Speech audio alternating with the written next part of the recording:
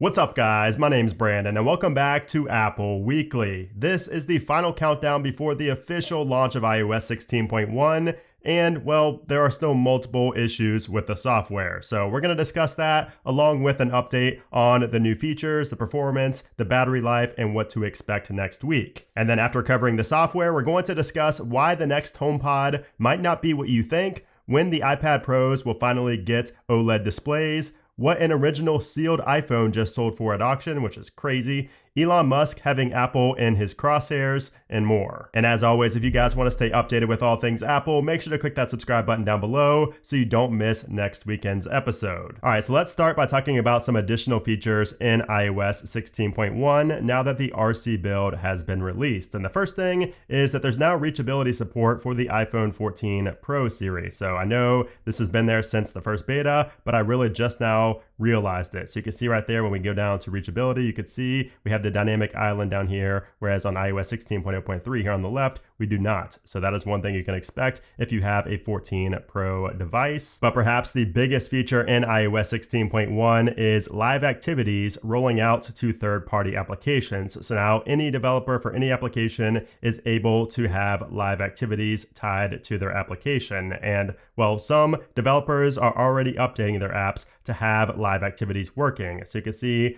this one right here is for sports alerts. They already updated their app to have live activities. So if I go into the application and go to a game that's going on right now, we'll just go into this game, tap these three dots up here in the top right, you will see that there's a toggle there for start live activity. Now, if you tap on that and you go out, you will see up there in the dynamic island, we can see that score. Now that of course is only for 14 Pro users, but for everybody else, you will see that live activity right here on the lock screen. So you can see now I have that live activity on my lock screen so I can keep track of the score without needing to go into the application multiple times to check on the score. And this is just so awesome. I love this feature. Now, I don't know if every application is going to make you tap on those three dots and then start a live activity. I think most are going to just do it by default, but that is still yet to be seen. This is the only application I know of so far that has been updated to add live activity support. But again, expect it for things like Uber Eats, like Starbucks. A lot of the major applications are most definitely going to have live activities integrated pretty soon, probably next week. And one thing I also noticed is that Uber does not have a toggle for live activities, but Uber Eats does. And I actually ordered Uber Eats today just to try this out, and it did not work. So live activities is there in the settings, but I guess I just have not made it official on their side. It's probably going to be a server-side push for Uber Eats, and you can see the score changing up there. That's really cool. I love seeing that. It's still not available, by the way, for the TV application, just for third-party applications right now. Oh, and one thing I just realized about live activities is that you could actually force close out of the application and the live activity stays there. So you can see it will still update in real time and everything, even though the application is fully closed out. And if you want to end the live activity, you can go into the application and just end it that way. Or for any live activity, you could just swipe over on it and it will end that live activity. But as far as anything else goes, I'm not really seeing anything else new here in the RC build. We are still waiting to see that savings account roll out for Apple Pay Cash. So we still don't have any signs of that just yet, but that will most likely be a server-side push for Apple as well, where we can have that high yield savings for our Apple Cash balance. Basically, Apple is just turning into a bank at this point, as if they were not already taking all of our money through subscriptions. But anyways, I did also want to give an update on the shutdown and startup sounds. Those are now working properly. So sometimes when you would shut down or boot up your phone, you would not hear the sound, but that is working perfectly fine now in the RC build. And then in iPadOS 16.1 in the RC build, we got 3 new brushes. So if you have an Apple Pencil, you can see that we now have watercolor, moonlight, and fountain as pens that we can use. There's also a few changes in the code. So we can see that there's going to be a new Wi-Fi 6E preferred mode in settings. So on new Apple products, I guess starting with the new iPads that have Wi-Fi 6E support, you're going to see a Wi-Fi 6E preferred setting inside of Wi-Fi. We have more changes to the emergency SOS via satellite feature, a lot more verbiage as well, because I know that's going to be very confusing for a lot of people. And then we got other changes related to the Apple savings account and also the emergency SOS via satellite features. So iOS 16.1 is chock full of new features and changes. And of course, I will be covering all of those in a new video coming on Monday when 16.1 launches to the public. Now, with that being said, even after using the RC build here for this past week, I have noticed that there are still bugs, there are still issues with iOS 16.1 that have really been there for a while now. And the biggest one that still happens to me on a daily basis, it is very frustrating, is that when I switch off a focus mode, my wallpaper switches to an all black wallpaper on both my lock screen and my home screen. It is so annoying. Like I said, it's happened to me multiple times here on iOS 16.1, really ever since the first beta. So that bug is going to be there for the final release, so prepare yourselves to be annoyed by that. And then really the only other one I want to mention is the control center bug where our HomeKit devices load kind of slow right there. You can see it's just like a blank spot for a while. It looks very buggy, and I would not expect that to be on a final release, but here we are. So those two bugs are pretty frustrating. There are other ones, but I've already talked about them in depth over the past few weeks, so I don't want to keep being repetitive talking about those. But those two are the main ones that I've had issues with. I know other people have issues with display flickering and things like that, but those aren't super widespread at this point. But now when it comes to the performance and the battery life, I will say that both performance and battery life have improved on the RC build. So especially performance, you're going to see a noticeable difference going from 16 to 16.1. I know I did, and battery life is not going to be as noticeable of a difference, but the RC build is definitely better in terms of battery life compared to earlier betas of 16.1. So on top of all of the new features and changes, we're going to have security updates and also improved performance and battery life. This is really shaping up to be a really solid update. And really for the iPhone 14 Pro series, this is like the update that should have come with your phone. I mean, you're going to get a ton of features that you should have had from day one, especially when it comes to that dynamic island. All right, so let's give a breakdown of what's coming next week. So next week is the week of October 24th. And on the 24th, like I predicted a while back, we are going to see iOS 16.1 along with iPadOS 16.1, macOS Ventura, and watchOS 9.1, and HomePodOS as well, if you're looking forward to updating your HomePod. Now, after the 24th, we might be seeing an iOS 16.2 beta 1 go out for developers. So that could be as early as the next day, right there on the 25th, or sometime later that week or next week. Just be prepared though, we are going to see that sooner rather than later. And then iOS 16.1.1 is going to be the next public release, most likely before 16.2 launches, which I would not expect 16.2 to launch until probably early December. So we should see a 16.1.1 at some point in the meantime, right here in November. Oh, and then how can I forget, next week on Wednesday, we're also going to be seeing the new M2 iPad Pro and the new iPad 10th generation. So I will be reviewing those here on the channel, so stay tuned for those next week. And then the new Apple TV drops in a couple of weeks. That's not coming next week, that's coming in early November. All right, so now let's talk about the latest Apple news. And even though we're days away from seeing the new M2 iPad Pro, we're already getting rumors about the next generation and the generation after the next generation.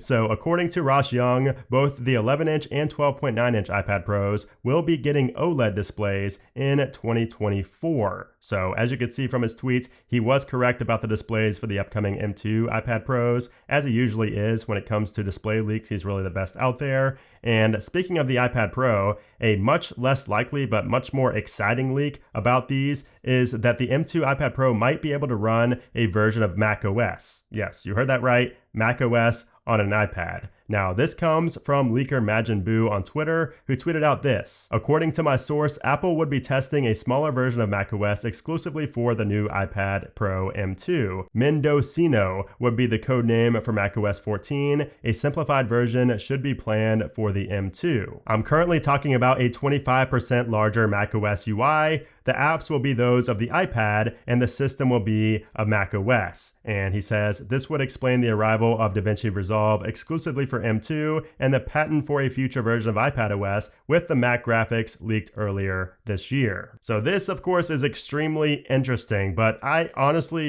I don't know. I cannot see this happening. It does not make any sense in terms of, Apple pushing Macs versus iPads. In that case, everybody would just get an iPad. So I don't know. I think if anything, we could see a more like macOS look given to the iPad on iPadOS 17. But I don't know. What do you think of this? Do you think this is legit? Do you think this has a possibility of coming true? Let me know in a comment below. And then speaking of upcoming products, the new Apple TV drops in a couple of weeks, but once again, we already have rumors about the next generation. And this time it comes from Ming-Chi Kuo, who said this on Twitter. A new Apple TV 4K with a price drop starting from $129 reflects the expected improved cost structure. It can help shipments, but the drop should not be enough. The sub $100 price should be the sweet spot for Apple TV, so I expect the next gen will be more affordable. So maybe we'll finally see a $99 or less Apple TV next year. Let's hope. Now, the one product I've been very disappointed to not see announced this year, at least not yet,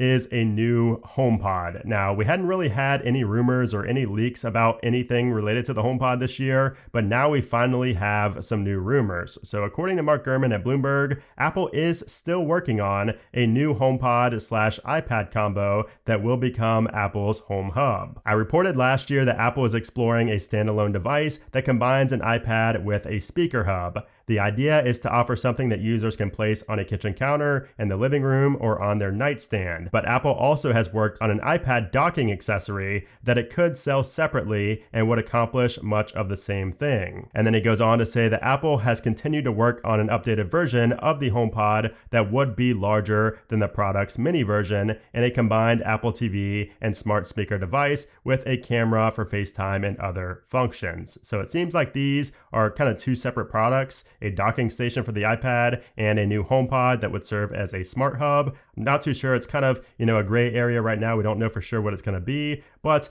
these cannot come soon enough. And the fact that Gurman's still talking about it leads me to believe that we are going to see these pretty soon, especially now with Matter launching. We should expect to see something new in terms of, smart home functionality. Now, for all my ballers out there, if you happen to drive a new Mercedes, your music listening experience is about to get a whole lot better because Apple just announced that they're adding native spatial audio support for select models. So it's going to be available on these models right here, and you will also need to have the optional sound system upgrade. And I don't know about you, but I need to experience this for myself, so I may take a test drive pretty soon in a new Mercedes. I'm not going to buy it, but I just want to hear it for myself. So we all know that Tesla is a successful company with huge upside in the future, but Elon Musk just said something that shows really how confident he is in Tesla. So during their Q3 earnings call, he said this: "I see a potential path for Tesla to be worth more than Apple and Saudi Aramco combined." And then he goes on to say it's going to be difficult, it's going to require a lot of work and a lot of luck, but he's confident that it will happen. So that's a pretty bold statement right there. You got to love Elon Musk, but what do you guys think about that? Do you think that Tesla is going to be worth more than Apple in the future, more than Apple and another big company combined? Let me know what your thoughts are down in the comments below. And then finally, let's discuss yet another factory sealed iPhone 2G that just sold at auction. And this time it was a quote exceptional condition original iPhone, and it sold for just under $40,000. Crazy. I mean, look at these pictures. It does look like it is pristine. The packaging is. So once again, if you just hoarded sealed iPhones, original iPhones back in 2007, you would be sitting very pretty right now. So there you have it. That is the latest batch of Apple news from this past week, along with an update on iOS 16.1. Next week is going to be very exciting. Hope you guys stay tuned. We have all the new software and new hardware coming next week as well. And as always, if you guys enjoyed this video, I would appreciate if you give it a thumbs up. Also, make sure to subscribe so you don't miss all of that upcoming coverage, and also so you don't miss next weekend's Apple Weekly episode. But anyways, guys, thanks again for watching, and I'll see you soon.